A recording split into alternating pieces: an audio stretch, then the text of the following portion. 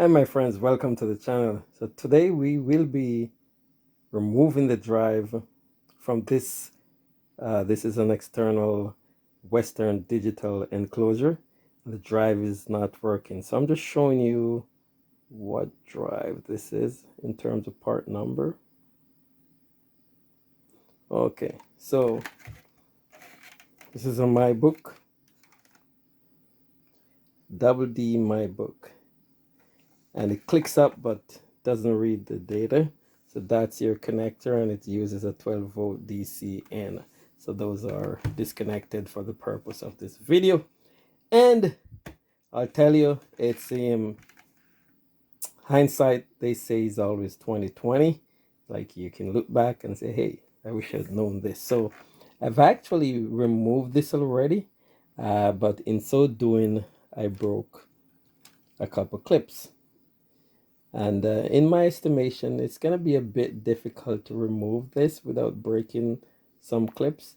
I think the bigger thing is that there's a channel that it slides on that you don't want to destroy. And I'll show you that because I took it off and I'm able to put it back on, and it's pretty much smug.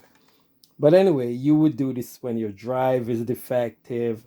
You want to take it out because there's a daughterboard in there with all the SATA connection, and that electronic board could be dead.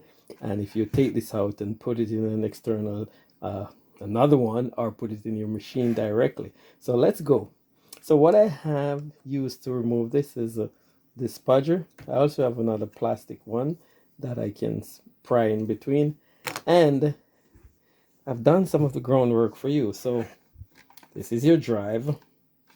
If you have it facing you like this, right? I'm going to show you about where the clips are. So from the top down, right across from, let me see if you can see that. This is a lock. You can lock these drives to protect them. You can attach something like a Kensington type lock you put in there so no one walk off with your drive. So one of the clip is right across from it, kind of more towards the top portion here. Another clip is, let's come down here. Another clip is across from the connector for your SATA, your USB connector. And if you slide down further, if you count from the bottom up, 1, 2, 3, 4, and then in that space, there's another clip right there. And then the final clip, it's towards on this left side. So 1, 2, 3, it's about here. So what I do, I put this in, try to pry it out. You just need something very thin, but still sturdy. You could get away with a flat tip screwdriver, but I'm using this. Once you get this in here, the way the clips are designed, you want to get it down and kind of pull it up. So you get it in, then pull up a bit on this side. Yeah. And if it's the purpose of this other tool is just to keep it open, so you can put anything in there. You could even put a credit card. I would say put something non-conductive so you don't zap anything. Then you go back up here, second one, you pull it, press, find a gap, and then you pull this up. Okay. Alrighty, so let's put this back in there somewhere. Okay, then you're going to do the same thing for the other side based on where I showed you. Pry in there and you pull up. So while you're pulling, sorry, you go kind of pull up and it will take it out of the clip. And again, you may want to pry something in there to keep it open. I'm going to use this guitar pick. Okay, and the final one is here. So it's around here. There you go. Yeah. So once you get that, the rest of it should, on these edges, so left or right, left, and then towards the other side or where it would be sitting on these edges, there is a channel. So if you basically, so think of it that this centerpiece on the outside, which is almost like a book cover, except you can't just peel it open like this, because if you try to peel it open like you would a book, that's where the analogy stops. It will tear the channel out. So what you need to do when you pry this up is to actually push it down or pull, whichever you like. So you basically then, instead of opening the book, you're just sliding this section, this middle piece out, right? So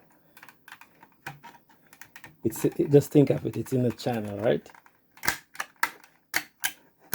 So then I can get this to make sure it's off the clips. And then this channel it's in, there it goes. So you see, I kind of pull it out. It's in a channel. The entire spine section is in a channel, and I'll show you that. So look, I pull it out. Be careful.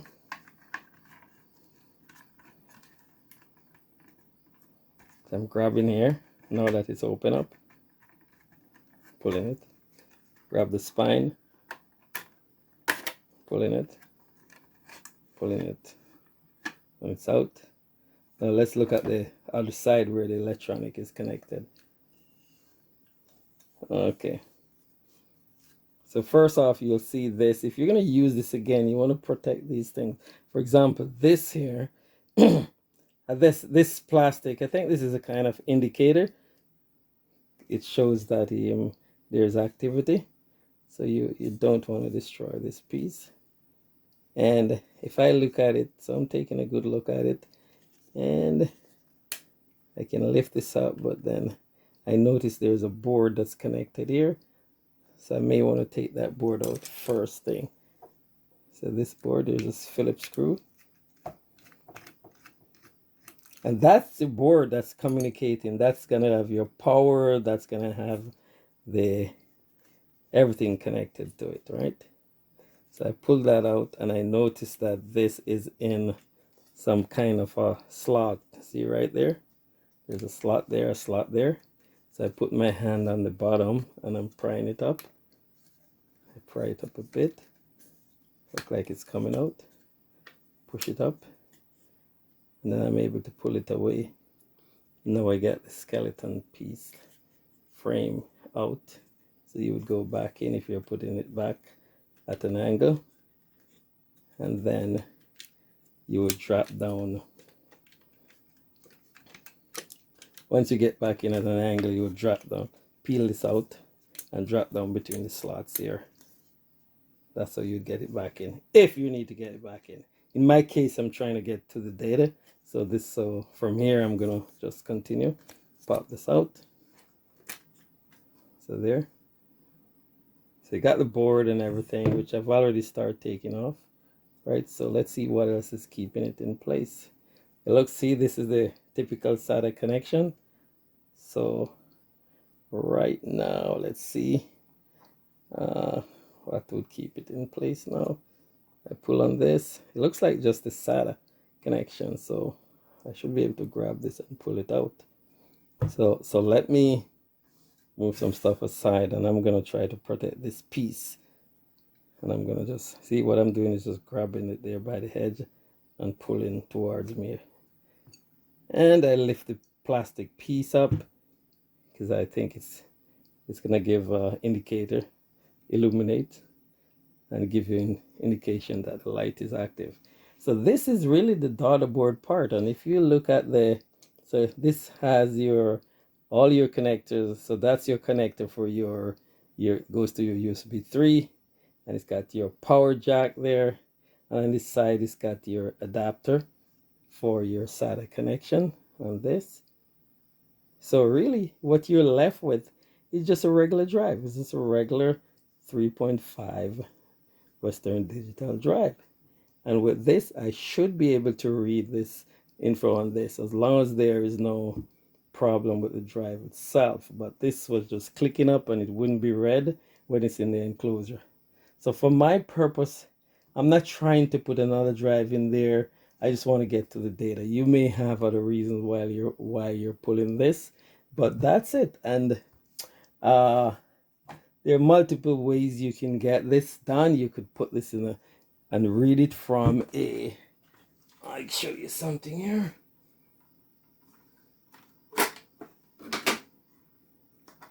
So I have an external dock like this that I use sometimes to just do a clone.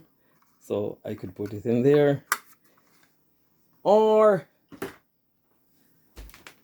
I'll show you something else.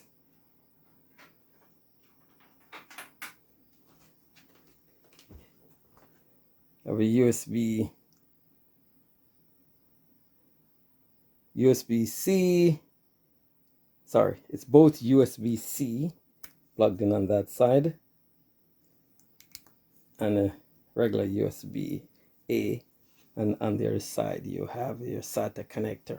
So we'll push this in there and plug this in my PC. So, again, just for me to read the data, but it's up to you. Depends on what you're doing for. You're good to go from here. Okay, so hopefully that helps. And if you notice what I did with this method, I did not destroy the channel. I did not destroy the sides. Yes, in the first attempt, now they're all falling off. I destroyed the clips. So 1, 2, 3, 4 clips. But once you put this back on and you run it up the channel like you should, then everything will be fine. You won't have an issue. It fits if you need to put this back on. Otherwise, you're good. Hopefully this was helpful. If you have any questions, put them below. Please remember to like, to share, and to subscribe. Thanks again, and you have yourself a great day. Bye now.